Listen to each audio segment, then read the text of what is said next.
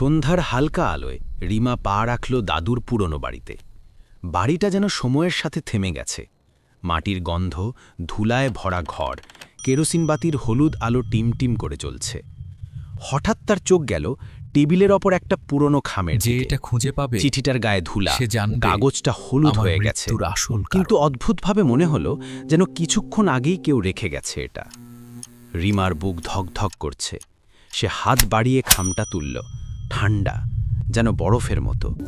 ঘড়ির কাঁটা ঠিক 11টা 11 মিনিটে থেমে আছে, কিন্তু কেউ নেই।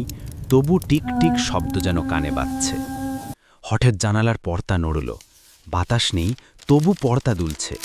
রিমা তাকালো। জানালার বাইরে একটা ছায়া দাঁড়িয়ে। দেখেই গায়ে কাটা দিল। সে তাড়াতাড়ি চিঠিটা খুলল।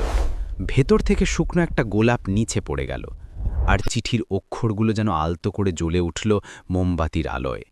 রিমার নিঃশ্বাস ভারী হয়ে এলো। বাতিটা হঠাৎ নিভে গেল, আর তখনই পিছন থেকে কেউ ফিসফিস করে বলল, রিমা, তুমি অবশেষে এটা খুঁজে পেলে?